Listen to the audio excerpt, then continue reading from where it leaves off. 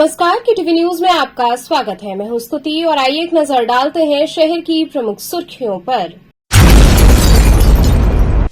काशी आए उप मुख्यमंत्री ब्रिजेश पाठक ने कहा, ओम प्रकाश राजभर के शामिल होने से एनडीए का कुनबा होगा मजबूत। कैंट जेआरपी टीम ने कैंट रेलवे स्टेशन से 2 संदिग्धों को लाखों रुपए नकद संग किया गिरफ्तार।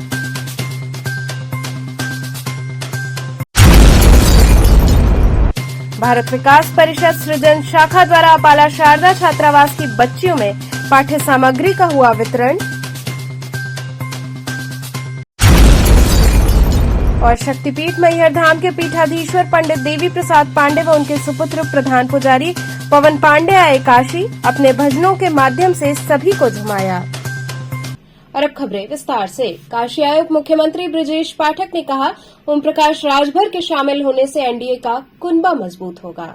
उत्तर प्रदेश के उप मुख्यमंत्री ब्रिजेश पाठक एक दिवसीय दौरे पर वाराणसी आए। इस दौरान सर्किट हाउस पहुंचने पर उनका स्वागत गार्ड ऑफ ऑनर सलामी देकर किया गया। इसके बाद उन्होंने पत्रकारों से बातचीत की। पत्रकारों से हुई बातचीत के दौरान उप मुख्यमंत्री ब्रिजेश पाठक ने ओम प्रकाश राजभर के एनडीए में शामिल होने को लेकर कहा कि ओम प्रकाश राजभर के आने से एनडीए का कुनबा मजबूत होगा। उन्होंने कहा कि यूपी की 80 सीटों पर हम प्रधानमंत्री नरेंद्र मोदी के नेतृत्व में चुनाव जीतेंगे। वहीं उन्होंने बिहार में भाजपा कार्यकर्ताओं पर हुए लाठीचार्ज को लेकर कहा कि बिहार में लगातार गैर कानूनी कृत्य होते रहते हैं। आने वाले समय में जनता उनको जवाब देगी। वहीं सपा विधायक दारा सिंह चौहान के इस्तीफे को लेकर कहा कि शीघ्र स्थिति स्पष्ट हो जाएगी और सूचना आपको मिलेगी।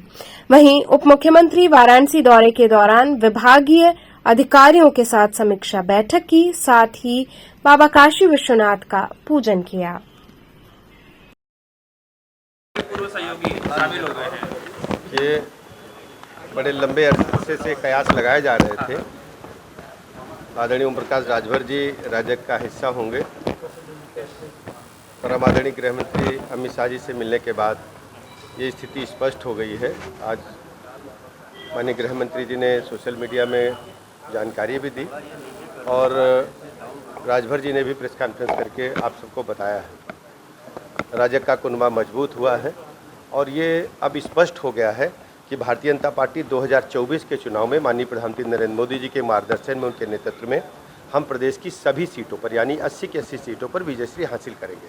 कहा जा रहा है कि अब ओम प्रकाश राजभर को कैबिनेट में मंत्री बनाया जाएगा। अभी आगे जैसी स्थिति होगी हम समय समय पर आपको सूचित करते रहेंगे, लेकिन आज स्थिति है कि राजग में हमारे परिवार में सदस्यों की संख्या बढ़ी है और लगातार ये क्रम चलता रहेगा।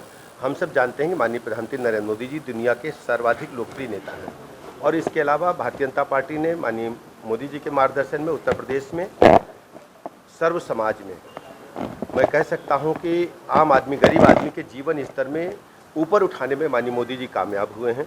आज हर गरीब आदमी समझ रहा है कि मोदी जी के रूप में एक अभिभावक है जो जिनके जीवन को आगे बढ़ाने में, जीवन के स्तर को आगे बढ़ाने में सफल हुए हैं और मैं माननीय प्रधानमंत्री जी का बहुत बहुत आभार प्रकट करता हूँ। देखिए, लोकतंत्र में ये अधिकार सबको मिला हुआ है और हम लोगों की प्रथम उद्देश्य जो भारत माता के झंडे को आसमान की बुलंदी की ओर पहुँचाना है और हम सब जानते हैं कि भारत तेज़ी के साथ बढ़ता हुआ है। दुनिया के पैमाने पर हम लोग तेज़ी के साथ आगे बढ़ रहे हैं। आज हम आर्थिक स्थिति में 5वें नंबर पर पूरी दुनिया में हैं। 2047 में जब हम अपनी 100वीं वर्षगांठ मना रहे होंगे, ऐसा लोगों का आकलन है कि माननीय मोदी जी के मार्गदर्शन में हम तीसरी बड़ी अर्थव्यवस्था होंगे। ऐसे में हम सबको इकट्ठा होकर काम करना होगा। ये बहुत ही दुखद है। इस प्रकार के बिहार में लगातार गैर कानूनी कृत्य होते रहते हैं और वहाँ आने वाले समय पर जनता भारतीय जनता पार्टी को अपना आशीर्वाद देगी, ये मैं दावे के साथ कहता हूँ।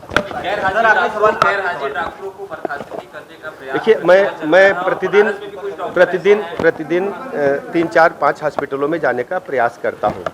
हमने ये पाया कि ढेर सारे ऐसे चिकित्सक जो ड्यूटी से लगातार गैर हाजिर है, उनको हमने नोटिस दिया है। ऐसे सभी 724 चिकित्सकों को हमने चिन्हित किया है और उनको नोटिस दिया है। यदि वह काम पर वापस नहीं आएंगे तो उन्हें हम बर्खास्त करके नई तैनाती का मार्ग खोलेंगे। अच्छा, बनारस में एक डिप्टी सीएमओ है डॉक्टर मोइजुद्दीन, वो बहुत समय से अनुपस्थित होते हैं, कभी उपस्थित भी होते हैं। ऐसी स्थिति तो वो सीएम साहब से बुला लेंगे। ऐसी स्थिति होगी, हम स्पष्ट करेंगे और किसी को नहीं बख्शेंगे। सर एक आखिरी सवाल, दारा सिंह चौहान ने इस्तीफा दिया है, कहा जा रहा है कि बीजेपी में वो आ रहा है और लोकसभा चुनाव शीघ्र ही आपको स्थिति स्पष्ट हो जाएगी और शुभ सूचना जल्दी आपको देंगे।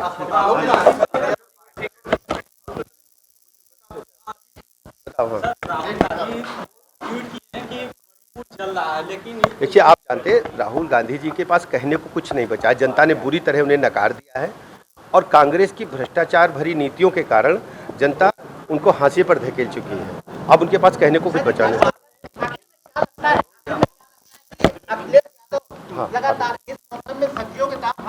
दरअसल आप देखिए, समाजवादी पार्टी डिरेल्ड है, उनके पास कहने को कुछ नहीं है। कैंट जीआरपी टीम ने कैंट रेलवे स्टेशन से 2 संदिग्धों को लाखों रुपए नकद के साथ गिरफ्तार कर लिया। सावन के मद्देनजर वाराणसी कैंट रेलवे स्टेशन पर सघन चेकिंग के दौरान जीआरपी पुलिस ने 2 लोगों पर शक होने पर पूछताछ की। पूछताछ के दौरान उनके पास से चेकिंग के दौरान 17,83,200 रुपए नकद मिलने पर जीआरपी के द्वारा उन रुपयों को लेकर पूछताछ की गई। पूछताछ के दौरान जीआरपी के अलावा आयकर विभाग के अधिकारियों ने भी पूछताछ जारी रखा। इस दौरान गिरफ्तार 2 अभियुक्तों ने नकद बरामद हुए रुपयों के लिए कहा कि हम सभी लोग पीतल के बर्तन के व्यवसायी हैं। वाराणसी के गुदौलिया व अन्य जगहों पर मार्केट में बिक्री के दौरान हम लोगों को ये पैसे मिले हैं। इसके बाद अधिकारियों ने पैसे के लेन देन को लेकर कागजात मांगे, जो कि गिरफ्तार अभियुक्त दिखा नहीं सके। इस तरह का वर्कआउट ने क्या पकड़ा गया है? ये सावन माह को दृष्टिगत रखते हुए कांवड़ियों की सुविधा के लिए प्रभारी निरीक्षक कैंट हेमंत सिंह द्वारा अपनी टीम के साथ प्लेटफॉर्म नंबर 5 पे संदिग्ध व्यक्ति और संदिग्ध वस्तुओं की चेकिंग की जा रही थी। उसी दौरान 2 व्यक्ति, जिसमें से एक का नाम मिराज आलम और एक का नाम मोहम्मद शोएब है, इनके लिए हुए बैग को चेक किया गया तो इनके हैंड बैग में 16,85,000 रुपये कैश बरामद हुए। पूछताछ में क्या पता चला ये पैसे किसके हैं और कहाँ ले जा रहे थे? ये पैसा इनके द्वारा बताया गया कि ये पीतल के बर्तन का काम करते हैं और ये पैसा वो उसी पीतल के बर्तन का है और ये इसको बनारस से लेकर के मुरादाबाद जा रहे थे। इतनी बड़ी कैश लेकर के जाने की पीछे रीजन को बताया? इन्होंने यही बताया कि ये बर्तन का पैसा है और वो पेमेंट इन्होंने लिया है, लेकिन इसके संबंध में इनके द्वारा कोई भी कागजात नहीं दिखाया जा सका है। आईटी टीम आ गई है, वो अपनी पूछताछ कर रही है और इसी के साथ एटीएस भी आई हुई है जो इनसे पूछताछ कर रही है। ये लोग कहाँ के रहने वाले हैं और बनारस में कहाँ से पैसा इकट्ठा किया बताया? ये लोग मुरादाबाद के रहने वाले हैं और इन्होंने ये पैसा, इनके द्वारा जो बताया जा रहा है वो ये बताया जा रहा है कि ये पैसा दशाश्वमेध घाट और वहीं पे दशाश्वमेध में गलियों से जो दुकानें हैं वहाँ से लिया गया है। अभी आगे अग्रिम कार्रवाई क्या होगी? इसमें आईटी वाले अपनी कार्रवाई कर रहे हैं, उनके द्वारा पूछताछ की जा रही है, उसके बाद अग्रिम कार्रवाई की जाएगी। इस पैसे के अलावा 98,000 और भी एक व्यक्ति के पास से बरामद हुआ है, जो इन दोनों में से एक है। प्लेटफॉर्म नंबर 5 पर। किस ट्रेन से जाने वाले थे? इनको ट्रेन से जाना था, अभी वो ट्रेन आई नहीं थी। दुरियाना एक्सप्रेस। भारत विकास परिषद सृजन शाखा द्वारा अपाला शारदा छात्रावास की बच्चियों में पाठ्य सामग्री व खाद्य सामग्री का वितरण किया गया। भारत विकास परिषद सृजन शाखा के दायित्व ग्रहण के पश्चात प्रथम सेवा कार्यक्रम के तहत अपाला शारदा छात्रावास पिशाचमोचन में कक्षा 6 से लेकर कक्षा 10 तक के वनवासी बच्चियों के लिए पुस्तकें, किताबें, मिठाइयां, चॉकलेट, पेन, पेंसिल वितरण समारोह संपन्न हुआ। भारत विकास परिषद की अध्यक्षा शशि श्रीवास्तव ने बताया कि भारत विकास परिषद वर्षों से गरीब एवं असहाय बच्चों के बीच में कार्य करते हुए आ रहा है। इसी कड़ी में भारत विकास परिषद शाखा वनवासी प्रकल्प के अंतर्गत कक्षा 6 से 10 तक की गरीब, असहाय और वनवासी बच्चियों को पुस्तकें, कॉपियां एवं मिठाइयां वितरण किया गया। वनवासी सहायता समूह की प्रकल्प प्रमुख रीना श्रीवास्तव एवं कविता केसरी ने बच्चों को उपहार भेंट किए और वर्ष भर इन बच्चियों की देखभाल करते रहेंगी और उन्हें आश्वासन दिया कि पूरे साल भर इसी तरह से वो बच्चों के बीच आती रहेंगी। कार्यक्रम में सम्मिलित होने वाले शाखा संरक्षक ज्ञानेन्द्र बहादुर, नीरापाल, राजीव पाल, रमा सिंह, शालिनी वर्मा, नवीन सिंह आदि उपस्थित रहे। आज क्या कर रही हैं आप लोग, किस अवसर पे? आज यहाँ बनवासी प्रकल्प है और इस बनवासी प्रकल्प भारत विकास परिषद का एक महत्वपूर्ण प्रकल्प है ये। उसके तहत हमारे भारत विकास परिषद में सृजन शाखा में जो प्रकल्प प्रमुख है बनवासी की रीना श्रीवास्तव, कविता की, उनके सौजन्य से 10th क्लास के बच्चों को उनकी किताबें कॉपी दी जा रही हैं। और हमारे यहाँ रमा सिंह जी हैं, उनके बच्चे का बर्थडे था तो उस उपलक्ष्य में खाने पीने का सामान दिया जा रहा है। प्रवीण सिन्हा जी ने इन बच्चों की खुशी के लिए चॉकलेट लिया है और यही हमारा आज का उद्देश्य। क्या उद्देश्य होता है आपके इस कार्यक्रम का यहाँ करने का? यहाँ करने का ये उद्देश्य होता है कि ये लड़कियाँ बाहर से आती हैं और ये छात्रावास सिर्फ लड़कियों का है और यहाँ पे इन बच्चियों को भारत विकास परिषद की लगभग हर शाखाएं कुछ न कुछ हमेशा करती हैं, मगर ये सृजन शाखा ने एक संकल्प लिया है कि ये पूरे वर्ष जो उनके सामर्थ्य होगा इन बच्चियों को हर महीने कुछ न कुछ ये करें। क्या किसी बच्ची को गोद भी दिया जाएगा क्या? हाँ, इस पे विचार किया गया है। इस पे आगे हम लोग सोचेंगे कि अगर गोद लिया जाएगा तो इस पे भी हम लोग सोचेंगे करने का। शक्तिपीठ मैहर धाम के पीठाधीश्वर पंडित देवी प्रसाद पांडे व उनके सुपुत्र प्रधान पुजारी पवन पांडे काशी आए और अपने भजनों से सभी को झुमाया। शक्तिपीठ मैहर धाम शारदा मंदिर के पीठाधीश्वर पंडित देवी प्रसाद पांडे महाराज और उनके सुपुत्र प्रधान पुजारी पवन पांडे महाराज का शुभागमन बाबा काशी विश्वनाथ की नगरी में हुआ। मैहर से प्रयागराज होते हुए महमूदगंज में अल्प विश्राम के बाद पीठाधीश्वर पंडित देवी प्रसाद पांडे महाराज सीधे काशी विश्वनाथ के दरबार पहुंचे और बाबा विश्वनाथ का सविधि पूजन अर्चन कर शीश नवाया और इस नगरी का बखान करते हुए वहीं गुनगुनाने लगे। 1 घंटे तक श्री काशी विश्वनाथ मंदिर परिसर में संकीर्तन भजन के उपरांत काशी विश्वनाथ मंदिर की तरफ से एसडीएम शंभू कुमार ने अंगवस्त्रम रुद्राक्ष की माला भेंट करके स्वागत अभिनंदन किया। रात्रि में मलदैया स्थित होटल में सत्संग कीर्तन का क्रम प्रारंभ हुआ, जिसमें गीतकार कन्हैया दुबे और लोक गायक कमलेश शुक्ला ने अनेक देवी गीत भजन प्रस्तुत किए। मैहर पीठाधीश्वर पंडित देवी प्रसाद महाराज ने निर्गुण गीत सहित अनेक स्वयं के लिखित भजन सुनाते हुए सत्संग भजन किया। पंडित पवन शुक्ला, आशुतोष मिश्रा, अजय अग्रहरी, राकेश जायसवाल, अरविंद शुक्ला, अजय शर्मा सहित सैकड़ों भक्तजन उपस्थित होकर स्वागत अभिनंदन किया।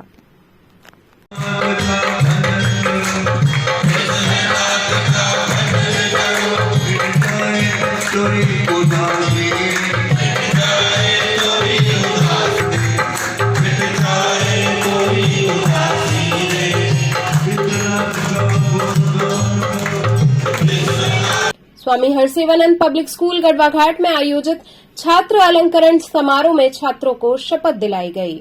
स्वामी हरसेवानंद पब्लिक स्कूल की मुख्य शाखा गढ़वाघाट परिसर में रविवार को विद्यालय सभागार में छात्र अलंकरण समारोह का आयोजन किया गया। सर्वप्रथम विद्यालय के प्रेरणा स्रोत स्वामी सदगुरु हरसेवानंद जी महाराज के चित्र पर माल्यार्पण एवं दीप प्रज्वलन के साथ आए हुए अतिथियों के लिए स्वागत गान प्रस्तुत किया गया।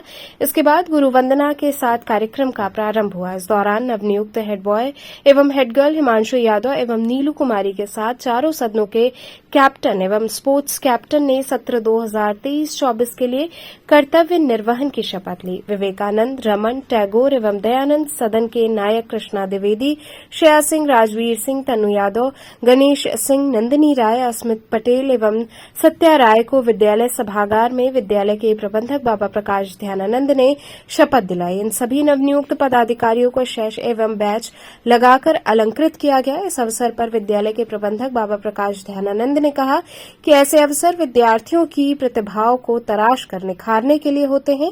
इन उत्तरदायित्वों के सम्यक निर्वहन से नेतृत्व क्षमता के विकास में मदद मिलती है। इस अवसर पर वरिष्ठ शिक्षक अतीन्द्र कुमार सिंह, सुभाष सिंह, रमेश पाठक, योगेश राय, सुनील तिवारी, आशा यादव इत्यादि सहित बच्चों एवं शिक्षकों की भारी भीड़ उपस्थित रही।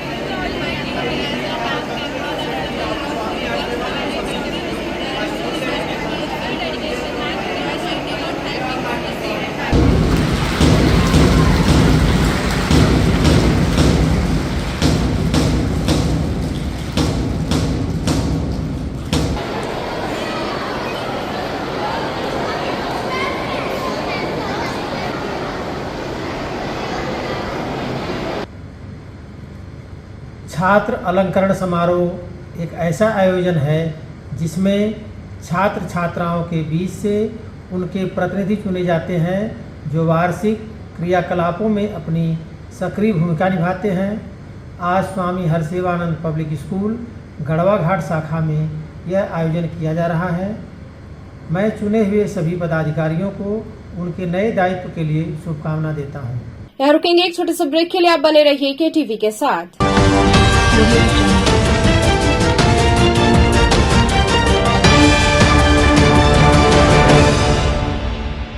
खबरों से जुड़े रहने के लिए हमारे चैनल KTV वाराणसी को सब्सक्राइब करें और लेटेस्ट अपडेट्स के लिए बेल आइकन को प्रेस करें।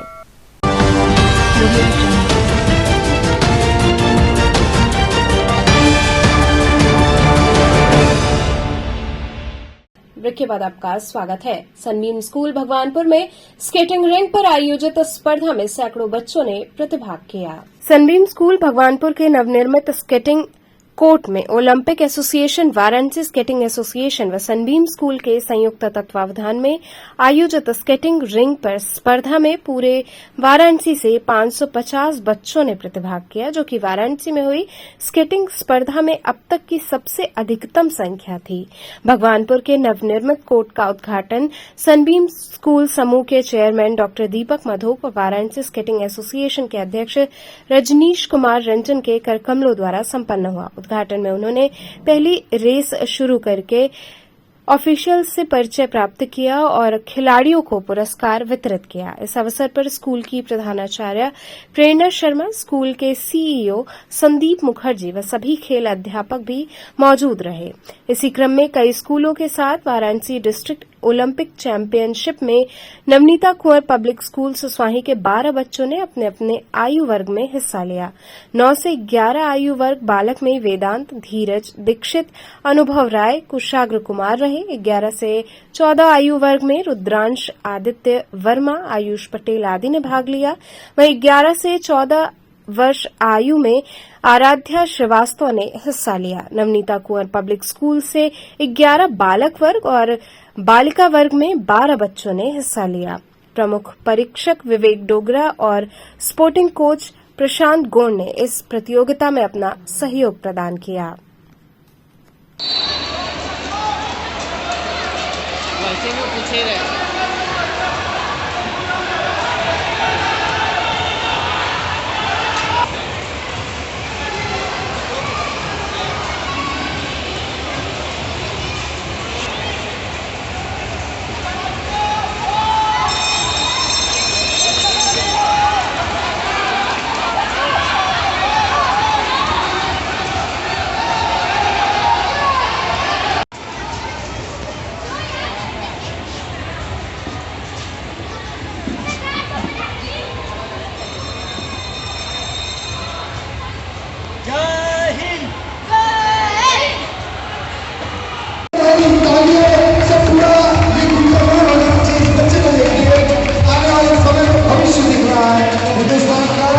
और ये बच्चे राष्ट्रीय और अंतर्राष्ट्रीय स्तर पर परफॉर्म करें।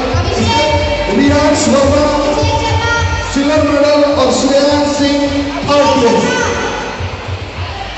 Every hand all of you, thank you. सारे सर आगे रहो।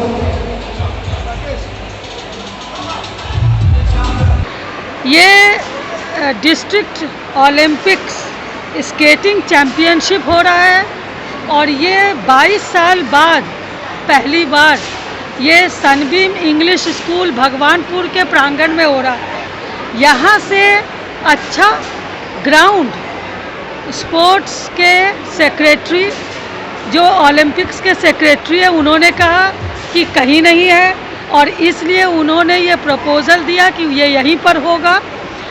ये डिस्ट्रिक्ट ओलंपिक्स में ये सारे सनबीम में 30 गेम खेले जा रहे हैं जिसमें 8000 बच्चों ने पार्टिसिपेट किया है। आज यहाँ सनबीम इंग्लिश स्कूल भगवानपुर में अभी 550 बच्चे टोटल आज पार्टिसिपेट किए हैं। ये सुबह 10 बजे से शुरू हुआ है। हमारे चेयरमैन मिस्टर दीपक मधोक ने इसका इनॉग्रेशन किया है और बच्चों का जो ये फिजिकल एजुकेशन में करियर बनाने का जो सफ़र है, मुझे लगता है कि आज इतने छोटे छोटे बच्चों ने पार्टिसिपेट किया है, उसकी जर्नी आज यहीं से शुरू हुई। बच्चे बहुत उत्साहित हैं, हम लोग भी बहुत खुश हैं कि हमें ये मौका मिला और हमने इतना अच्छा प्रदर्शन किया। बच्चों को शारीरिक मानसिक दोनों लाभ इससे हो रहे हैं। एक तो उनका कॉन्फिडेंस बढ़ रहा है, फिजिकली वो स्ट्रांग हो रहे हैं, मेंटली वो स्टेबल हो रहे हैं, क्योंकि स्केटिंग जो है वो स्टेबिलिटी का गेम है। तो उनका ये एक्सरसाइज भी हो रहा है, प्लस उन्होंने टीम वर्क सीखा, उन्होंने इंस्ट्रक्शन फॉलो करने का जो क्वालिटी इनकलकेट करते हैं वो इससे किए, और इस तरह से उनका ओवरऑल डेवलपमेंट होता हुआ हमें नज़र आ रहा है। और आज Varanasi district roller Olympic skating association द्वारा जो आयोजित स्केटिंग चैंपियनशिप संबीम भगवानपुर में हो रही है, इसमें नवनीता कुंवर पब्लिक स्कूल के 16 बच्चे पार्टिसिपेट कर रहे हैं। और ये प्रतियोगिता जो है अपने अपने आयु वर्ग में करेंगे, जिसमें quad skate, inline skate, toy skate और एडजस्टेबल स्केट के बच्चे हैं। इस तरह कार्यक्रम का आयोजन का मतलब स्केटिंग खेल को ज़्यादा से ज़्यादा बढ़ावा देना, और दूसरी चीज़ खेलों को बनारस में हमारे प्रधानमंत्री नरेंद्र मोदी जी के संसदीय क्षेत्र में आज स्केटिंग रिंक नहीं है, और स्केटिंग सबसे ज़्यादा बनारस में ही होती है। और हमारी मांग है कि बनारस में एक अच्छा स्केटिंग रिंक बने सरकार द्वारा, जिसमें सभी बच्चों को करने का अवसर मिले। ये कार्यक्रम डिस्ट्रिक्ट ओलंपिक गेम्स के तहत ये जो टूर्नामेंट हो रहा है, skating tournament, skating event Sunbeam school Bhagwanpur के प्रांगण में हो रहा है, जिसमें पूरे बनारस के लगभग सभी स्कूलों के 500 के अप्रॉक्सीमेट 500 प्लस बच्चे पार्टिसिपेट कर रहे हैं, जो अपने आप में एक इतिहास है। कहाँ पे ये हो रहा है? संबीम स्कूल भगवानपुर प्रांगण में ये हो रहा है। कई स्कूलों के बच्चे आए हैं यहाँ पूरे बनारस के लगभग सभी स्कूल के बच्चे आए हैं, क्योंकि ये जिला ओलंपिक खेल है वाराणसी का, तो इसलिए इसमें सिर्फ बनारस के बच्चों ने ही पार्टिसिपेट किया। इस तरह के ओलंपिक का उद्देश्य क्या है? ओलंपिक का उद्देश्य है कि हमारे वहाँ पहली बात कि बनारस में 22 सालों से ओलंपिक गेम्स बंद पड़ा हुआ था। 22 सालों के बाद ये ओलंपिक गेम स्टार्ट हुआ है, जिसमें कि ये बच्चों को एक अच्छा प्लेटफॉर्म मिल सके कि वो अपने प्रतिभा को दिखा सकें और अपनी प्रतिभा को निखार सके, जिनके अंदर सेल्फ स्टीम और सेल्फ कॉन्फिडेंस डेवलप हो, और ये आगे आने वाली कठिनाइयों को कैसे फेस करना है, और उससे कैसे फेस करने के बाद कैसे उससे पार पाना है। हमारा उद्देश्य ये है बच्चों की मतलब कि सर्वांगीण विकास करना। बच्चों के लिए कोई संदेश? बच्चों के लिए संदेश ये है कि बेटा आप खेलिए, खूब खेलिए, जम के खेलिए, हार जीत की चिंता बिल्कुल मत करिए, और हमेशा पार्टिसिपेशन इज मस्ट होता है। पार्टिसिपेशन करना ही बहुत बड़ी बात होता है, हारना जीतना वो सेकेंडरी चीज़ है। मेडल 3 ही है, 3 ही बच्चों को हर कैटेगरी में मेडल मिलेगा, लेकिन आप अगर से हारते हैं तो आप और मेहनत करिए और आगे और मेहनत करके और अच्छा करने की कोशिश करिए। सिगरा स्थित लैक्मे एकेडमी की ओर से आयोजित फ्री ब्राइडल वर्कशॉप में ब्राइडल मेकअप से जुड़ी बारीकियों का प्रशिक्षण दिया गया। सिगरा स्थित लैक्मे एकेडमी में निःशुल्क कार्यशाला का आयोजन हुआ। इस कार्यशाला की खास बात ये रही कि लैक्मे एकेडमी के स्टूडेंट्स की ओर से इसमें डेमो दिया गया, और जो अभ्यर्थी एकेडमी से जुड़े हुए नहीं हैं उन्हें इस फील्ड की बारीकियां समझाई गई। वहीं वर्कशॉप ब्राइडल मेकअप पर आधारित रही, जिसमें प्रवेश निःशुल्क रहा। इस क्षेत्र में रुचि रखने वाले अभ्यर्थियों ने इस कार्यशाला में बढ़ चढ़कर हिस्सा लिया और एकेडमी की ओर से बताए जा रहे कार्यों को सीखा। लैक्मे एकेडमी के ओनर अनीता मिश्रा ने एकेडमी द्वारा किए जा रहे कार्यों के बारे में बताया। उन्होंने बताया कि एकेडमी की ओर से इस क्षेत्र में रुचि रखने वाले अभ्यर्थियों को टॉप क्लास की ट्रेनिंग दी जाती है। यहाँ के प्रशिक्षण प्राप्त सभी अभ्यर्थियों का प्लेसमेंट अवश्य होता है, क्योंकि लैक्मे एकेडमी अपने आप में एक प्रतिष्ठित संस्थान है। इस वजह से बच्चों को जो सर्टिफिकेट प्रोवाइड कराया जाता है और जो ट्रेनिंग दी जाती है, उसके आधार पर उन्हें बहुत अच्छी जगहों पर प्लेसमेंट मिलता है, और अगर वो स्वयं का सैलून खोलती हैं तो वो भी काफी सफल होता है। उन्होंने बताया कि एकेडमी के फीस काफी इकोनॉमिकल है, और बच्चों की सुविधा को देखते हुए हम स्कॉलरशिप EMI जैसी सुविधा भी देते हैं।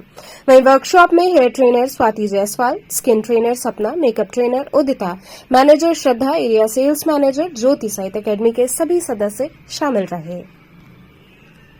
कोई भी पिंक कलर ले लेंगे, ऑरेंज ले लेंगे।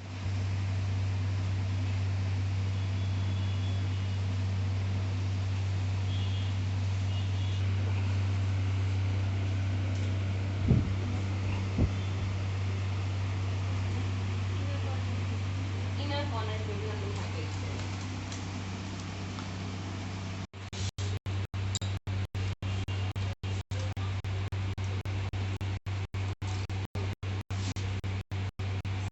अभी जहाँ हम बैठे हैं ये लैक्मे एकेडमी वाराणसी है। जैसे कि आपने देखा होगा ये वर्ल्ड क्लास स्टैंडर्ड की एकेडमी बनी हुई है और यहाँ पर जो स्टैंडर्ड है, जो हम एजुकेशन का स्टैंडर्ड देते हैं ब्यूटी इंडस्ट्री का, वो टॉप क्लास का है और कोई भी चीज़ ऐसी हम छोड़ते नहीं हैं जो इंडिया या इंडिया के बाहर भी किसी भी इंस्टीट्यूट में सिखाई जाती हो। ज़ीरो से लेकर टॉप लेवल तक की चीज़ें हम सिखाते हैं। डिप्लोमा इन कॉस्मेटोलॉजी हम बच्चों को देते हैं, जो कंप्लीट करने के बाद डिग्री होती है। और हमारे जो बच्चे होते हैं वो कॉस्मेटोलॉजिस्ट, नॉन मेडिकल कॉस्मेटोलॉजिस्ट कहे जाते हैं और उनको स्किन, मेकअप और हेयर में, नेल्स में भी जो भी एक्सपर्टीज़ होती है वो टॉप लेवल की हम सिखाते हैं। मैं बच्चों को यही बताना चाहती हूँ कि ये जो इंडस्ट्री है ये बहुत अपकमिंग इंडस्ट्री है और ये एक ऐसी इंडस्ट्री है कि यहाँ पे हमारे लैक्मे एकेडमी से पढ़ाई करने वाला जो बच्चा होता है, कोई भी एक भी बच्चा खाली नहीं बैठता है, सबको जॉब मिलती है। और एक ये ऐसी इंडस्ट्री है जहाँ पर पढ़ने के बाद इतना वास्ट एरिया है एम्प्लॉयमेंट के लिए, वो किसी भी एजुकेशन में नहीं है। सबके साथ एक लिमिटेशन होती है। डॉक्टर है तो वो मेडिकल प्रोफेशन में जा सकता है, इंजीनियर है तो वो सिर्फ इंजीनियर बन सकता है, MBA करेगा मैनेजमेंट में जाइएगा। बट ये एक ऐसी इंडस्ट्री है जहाँ पे हमारे बच्चे बहुत सारी फील्ड में जा सकते हैं। आप अपने सैलून्स खोल सकते हैं, आप ट्रेनर बन सकते हैं, आप सैलून मैनेजर, सेंटर हेड बन सकते हैं, ट्रेनर में आप मेकअप ट्रेनर बन सकते हैं, स्किन ट्रेनर बन सकते हैं, इस हेयर ट्रेनर बन सकते हैं। मतलब you can go to education industry, you can be a top class educator and then you can go to film industry, you can be a makeup artist, you can be a hair artist, you can be, आप जो है एक जो celebrities होते हैं उनके personal makeup artist, personal hair assistant बन सकते हैं। फिल्म इंडस्ट्री में, टीवी इंडस्ट्री में आप काम कर सकते हैं, जहाँ पे आप बालाजी, हमारी कुछ स्टूडेंट्स हैं जो बालाजी टेलीफिल्म्स के साथ जुड़े हुए हैं, कुछ हमारे स्टूडेंट्स जो लखनऊ से पढ़े हुए हैं वो फिल्म इंडस्ट्री में काम कर रहे हैं और लखनऊ में बहुत सारी मूवीज, बच्चे वहाँ जाकर के भी मेकअप और हेयर के असिस्टेंट लेवल से स्टार्ट करते हैं और फिर टॉप लेवल तक जाते हैं। इसके अलावा आप जो बड़ी बड़ी मल्टीनेशनल कंपनीज हैं, हर बड़ी कंपनी जो वर्ल्ड लेवल की वो अब इंडिया में आ रही हैं, तो उनको लोगों की ज़रूरत है। तो आप जो भी ब्यूटी इंडस्ट्रीज की कंपनीज हैं, जैसे हेयर प्रोडक्ट्स की हैं, मेकअप प्रोडक्ट्स की हैं, स्किन प्रोडक्ट्स की हैं, उनके साथ हायर लेवल पे जाके हमारे बच्चे काम करते हैं, क्योंकि उनकी एजुकेशन का लेवल बहुत हाई है, बहुत स्ट्रांग है। तो उनके जैसे लोगों की हर ज़रूरत है, हर जगह ज़रूरत है। जैसा कि हमने देखा कि ये जो इंडस्ट्री है ये बहुत अनऑर्गेनाइज सेक्टर में थी पहले, तो वो वाला एजुकेशन लेवल नहीं था। लोग पार्लर से, ब्यूटी पार्लर से, दीदी के पार्लर से काम सीख लेते थे और थोड़ा बहुत काम वो आगे इम्पार्ट करते थे। लेकिन अब जो ये सिस्टम है इसका बहुत हाई स्टैंडर्ड हो गया है। बच्चे बिल्कुल माइन्यूट लेवल से लेकर हाई लेवल तक सीखते हैं, तो फिर उनका स्टैंडर्ड ऐसा होता है कि जो कंपनीज हैं वो उन्हीं को हायर करना चाहती हैं। तो बहुत सारे, मैंने जैसा कि आपको बताया, कम से कम 15-20 सेक्टर्स ऐसे हैं जहाँ पे हमारे बच्चे टॉप लेवल पे काम कर रहे हैं। मैडम, बच्चे अगर आपसे जुड़ना चाहें तो किस तरीके से जुड़ सकते हैं? देखिए, बहुत इजी है। आपको यहाँ पर ज्वाइन करने के लिए बहुत ज़्यादा किसी पढ़ाई की ज़रूरत नहीं है। आप 10th या 12th पास है तो भी आप कर सकते हैं और यहाँ पे आइए, ज्वाइन करिए। और हमारी फीस भी बहुत नॉमिनल है, क्योंकि जो हमारी फीस है, जो हम लोग चार्ज करते हैं, उस फीस में हर चीज़ इंक्लूडेड है। जैसे कि आपको जो रीडिंग मटेरियल है वो भी हम प्रोवाइड करते हैं, और इसके अलावा जो हम डेमोन्स्ट्रेशन और जो प्रैक्टिस के लिए प्रोडक्ट्स चाहिए वो भी हम उसी फीस में इंक्लूडेड है। तो वो प्रोडक्ट्स जैसे कि हम मेकअप के प्रोडक्ट हाई डेफिनेशन तक के देते हैं, तो प्रोडक्ट्स बहुत एक्सपेंसिव होते हैं, बच्चों को वो भी नहीं खरीदना, वो सब कुछ यहीं पे मिलता है। तो बहुत इजी है यहाँ पे पढ़ाई करना। आप कहीं भी एडमिशन लेते हैं, आप फीस देते हैं, उसके बाद आप कॉपी किताब प्रैक्टिकल का सारा सामान ये सब खुद अरेंज करना पड़ता है। पर यहाँ पर ऐसा नहीं है, यहाँ पे आपको सारी अवेलेबिलिटी है। इसके अलावा हम लोगों ने जो अभी तक एक्सपीरियंस किया है, बहुत से बच्चे ऐसे होते हैं जो एक सेगमेंट जैसे स्किन की पढ़ाई कर ली या मेकअप की पढ़ाई कर ली, तो वो खुद पार्ट टाइम जॉब करके आगे की फीस खुद से ही जमा कर लेते हैं। और इसके अलावा हमारे पास EMI सिस्टम है, स्कॉलरशिप सिस्टम है, डिस्काउंटिंग भी हम जो बच्चे अफोर्ड नहीं कर सकते उनके लिए करते हैं। और अपार्ट फ्रॉम दैट अगर कोई बच्चा फिर भी इतना भी नहीं कर पाए तो हम बैंक के साथ लोन फैसिलिटी भी उनको दिलवाते हैं और उनकी उसमें मदद करते हैं। काशी रेडीमेड गारमेंट्स एसोसिएशन का चुनाव संपन्न हुआ। नवनिर्वाचित पदाधिकारियों को सभी ने बधाई दी। Kashi readymade garments association Varanasi का भव्य चुनाव समारोह का आयोजन मारवाड़ी युवक संघ के सभागार में संपन्न हुआ, जिसमें बड़ी संख्या में व्यापारी उपस्थित हुए। कार्यक्रम के मुख्य अतिथि व्यापारी नेता प्रेम मिश्रा रहे। चुनाव अधिकारी अशोक जायसवाल रहे। समिति में चुनकर आए लोगों का माल्यार्पण कर स्वागत किया गया। व्यापारियों के हित के लिए आगे कार्य करने का व्यापारियों ने संकल्प लिया। कार्यक्रम में प्रमुख रूप से श्री नारायण खेमका, राजेश जायसवाल, सुरेश तुलसियान, शैलेश जायसवाल, कैलाश प्रसाद, अनिल सेठ सहित बड़ी संख्या में लोग उपस्थित थे। चुनाव में अध्यक्ष पद पर दीपक वाधवानी, महामंत्री पद पर विजय मेहरोत्रा, वरिष्ठ उपाध्यक्ष पद पर राजकुमार केशरी, उपाध्यक्ष पद पर अनिल सेठ, कैलाश यादव, कोषाध्यक्ष पदम केशरी, संगठन मंत्री शैलेंद्र जायसवाल, मनोज लखमान इत्यादि पदाधिकारी चुने गए। 2 लोगों का और बढ़ाया गया है, 2 लोगों की कार्यकारिणी और बढ़ाई जाए। तो आप लोगों की अनुमति है तो ये 3 नाम आगे हम लोग कार्यकारिणी में ये लोग तय कर लेंगे। अगर आप लोगों की अनुमति है तो ये चुनाव आज घोषित कर दिया जाए। बताइए सर्वसम्मति से। आज किस तरह का ये समारोह है चुनाव?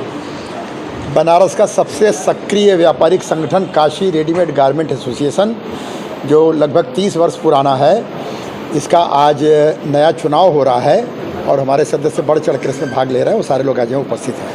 व्यापारियों को क्या कहना चाहेंगे? आज व्यापारी चुनाव जो परेशान है हर चीज़ों से, तो चुनाव तो लगभग लगातार हो रहा है, लेकिन क्या कर रहे हैं व्यापारी? देखिए, संवैधानिक व्यवस्थाओं के अनुसार हम समय पर अपना चुनाव कराते हैं। ये हमारी बाध्यता भी है और हमारी जिम्मेदारी भी है, इसलिए हम समय पर अपना चुनाव कराते हैं।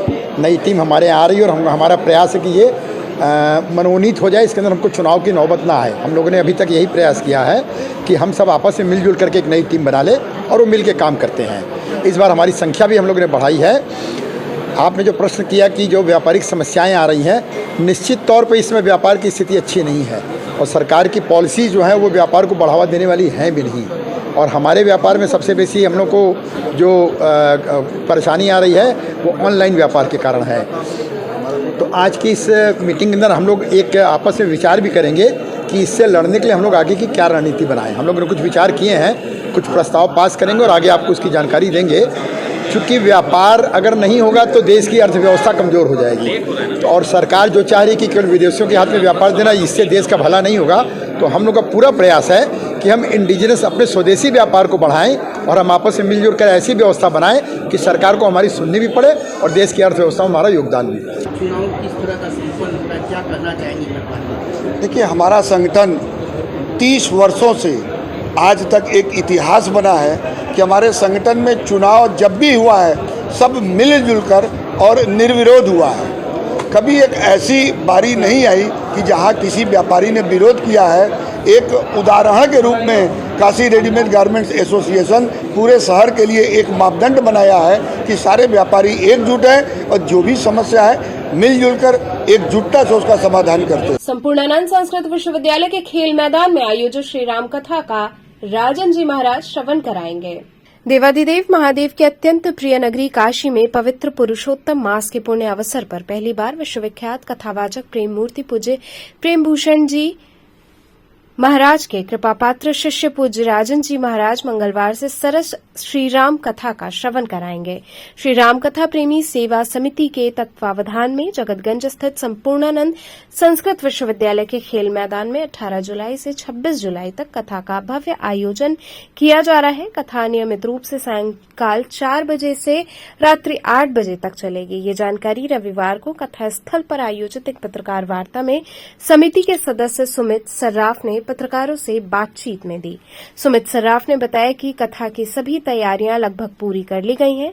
कथा रसिकों के बैठने के लिए संपूर्णानंद में 30,000 स्क्वायर फीट का विशाल जर्मन हैंगर पंडाल बनाया गया है, जिसमें हजारों की संख्या में श्रोता सहजता से बैठकर कथा का श्रवण कर पाएंगे। पहली बार काशी में कथा श्रवण कराने आ रहे राजन जी महाराज विभिन्न दिवस पर विविध कथा प्रसंगों के माध्यम से रामचरित्र को जन जन में उतारेंगे। कथा स्थल पर सुरक्षा की दृष्टि से भी चाक चौबंद व्यवस्था की गई है।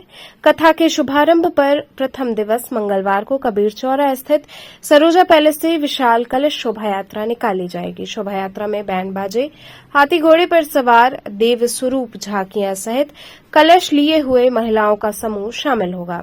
शोभा यात्रा लोहराबीर जगतगंज होते हुए कथा स्थल पर पहुंचेगी। शोभा यात्रा में हजारों की संख्या में श्रद्धालु शामिल होंगे।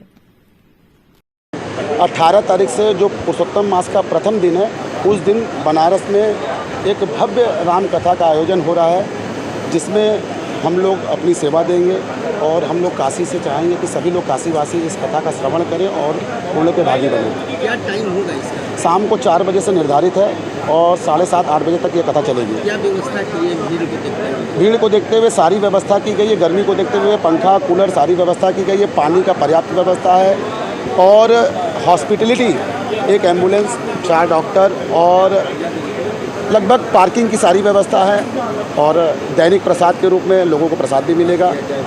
और 80,000 स्क्वायर फीट में ये लगभग पंडाल बना हुआ है, जिसमें पर्याप्त संख्या में भक्त जितने आएंगे वो बैठ सकते हैं। अगर हम लोग को लगा कि अव्यवस्था हो रही तो हम लोग पंडाल की साइड को और बढ़ाएंगे, जिससे कि भक्त आराम से बैठकर कथा श्रवण कर सकें।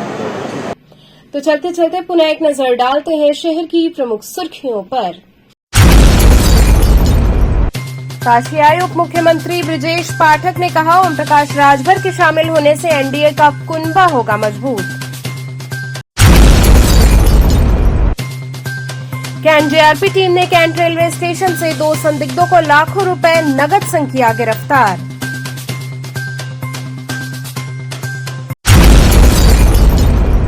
भारत विकास परिषद सृजन शाखा द्वारा अपाला शारदा छात्रावास की बच्चियों में पाठ्य सामग्री का हुआ वितरण। और शक्तिपीठ मैहर धाम के पीठाधीश्वर पंडित देवी प्रसाद पांडे व उनके सुपुत्र प्रधान पुजारी पवन पांडे आए काशी, अपने भजनों के माध्यम से सभी को झुमाया। तो ये थे आज के समाचार। कल फिर होगी मुलाकात, तब तक के लिए नमस्कार।